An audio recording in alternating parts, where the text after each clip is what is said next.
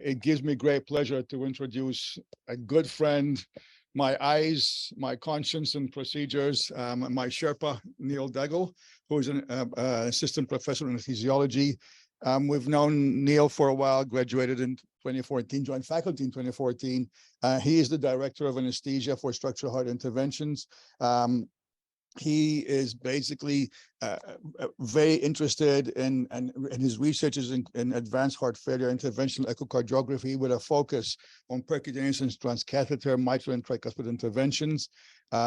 His research is focused advanced intraoperative TEE, heart failure therapy, including mechanical support devices and transcatheter therapy. I always joke with Neal that he is my eyes and he is my conscience, and it gives me great pleasure to introduce him today.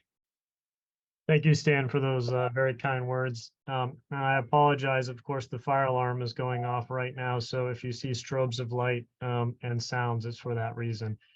It's been a great pleasure of mine to be able to participate today. And I'd like to add to the discussion with a focus specifically on mitral TEER with some 3D TE considerations.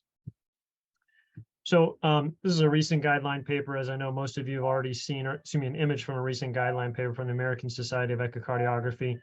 And as we all know, we generally utilize multiple angles of 2D interrogation planes to help us delineate what scallops of the mitral valve we're visualizing and where pathology may be present. However, this imaging scheme inherently does rely on some degree of pattern recognition based upon the omniplane angle and the adjacent structures we are visualizing. We make assumptions about what mitral valve scallops we're visualizing and where pathology may be present. I find a better utilization of the full potential of our TEE machines now is to utilize 3D echocardiography concomitantly with 2D to confirm what you're actually looking at. And let me show you what I mean. And apologies if there's a time lag in the videos loading. I've tried to embed quite a few of them just to help explain some of the points that I'm trying to make. So just bear with me here. But what I've done here is I've taken a 0 degrees mid-esophageal 2D view on the same patient all along the top row. And I've progressively advanced or retroflexed the probe while keeping that 0 degree omniplane angle.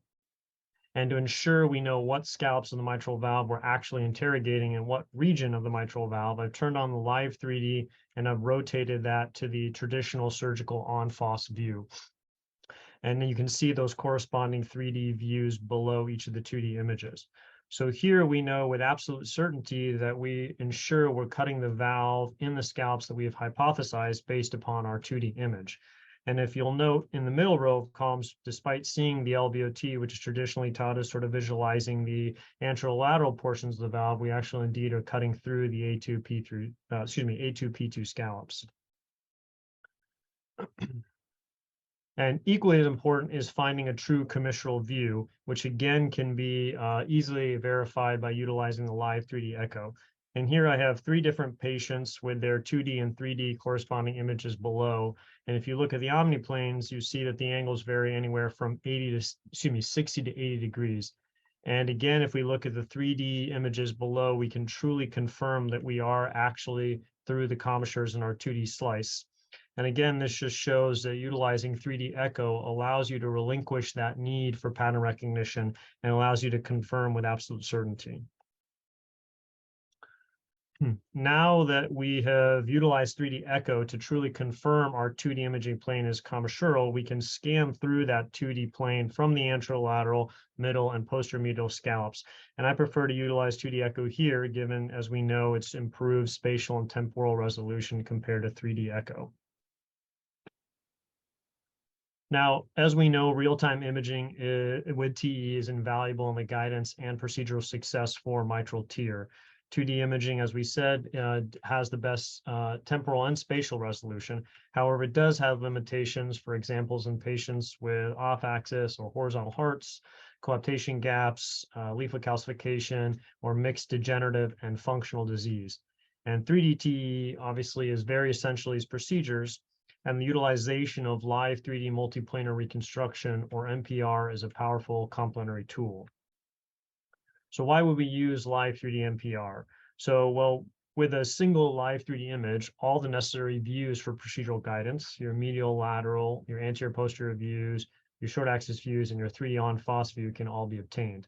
In addition, one can simultaneously monitor for trajectory, position, orientation, grasp, and leaflet insertion.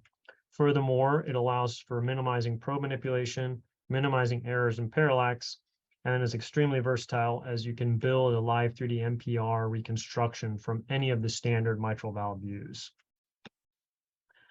So to highlight some of the live 3D MPR functionality, I've got a couple cases with currently commercially available TEER technologies. And we'll start off here with a 78-year-old male with a complex past medical history, as you can see, with severe mitral regurgitation, presenting for TEER with a mitral clip device. As we can see from the imaging, we've got a mixed pathology of a flail P3 scallop and significant bileaflet restriction with a very large coaptation gap and severe mitral regurgitation. So utilizing biplane imaging, the delivery sheath and the CDS, or the clip delivery system, were advanced into the left atrium and towards the mitral valve. A mitral clip NT device was then steered to the left ventricle orthogonal to the coaptation line of the A3P3 scallops. And utilizing live 3D MPR, the A3 and flail segment of the P3 scallop were grasped. The simul 2D reconstructions, along with the 3D on-FOSS view, allows for placement of the mitral clip in the exact desired location, while again ensuring that orthogonality to the coaptation line, ensuring you have adequate leaflet insertion, good tissue approximation, and resolution of the flail. Now, after the deployment of the first device, there was minimal medial mitral regurgitation as expected, with a significant amount of residual lateral mitral regurgitation, likely from that bileaflet prolapse, bileaflet restriction that we noticed on the first slide. So this was addressed with a mitral clip XC device. Again, a new device was prepped, and again, under live 3D MPR, strategically placed slightly lateral and slightly clocked to the previous device. And again, utilizing the 2D reconstructions with the 3D on FOSS, we're able to ensure that orthogonality, leaflet insertion, good tissue approximation. And after the release of the two devices, you can see that we only have mild mitral regurgitation remaining. There was also systolic flow dominance in the pulmonary veins, with only a mean transmitral valve gradient of 2 millimeters of mercury. And on the 3D image, you can appreciate the new resultant double orifice mitral valve. And again, on the color image depicts the residual only mild mitral regurgitation. Now, moving on to another case, we again are going to highlight the 3D MPR's functionality with an 80-year-old male, again with a complex past medical history with severe mitral regurgitation, presenting for an MTEER with an Edwards-Pascal device. As we can see here, we've got bileaflet prolapse with likely, with a coaptation gap, and likely some degree of indentation or cleft-like appearance to the P2, P3 scallops. Again, utilizing the biplane imaging system, the delivery system was advanced in the left atrium and towards the mitral valve. A Pascal ACE device was then steered to the left ventricle, being orthogonal to the coaptation plane. And then utilizing live 3D MPR, we were able to target the medial portion of that bileaflet prolapse while also ensuring that we were as close as safely possible in that near cleft-like indentation in the P2, P3 scallops. Excuse me.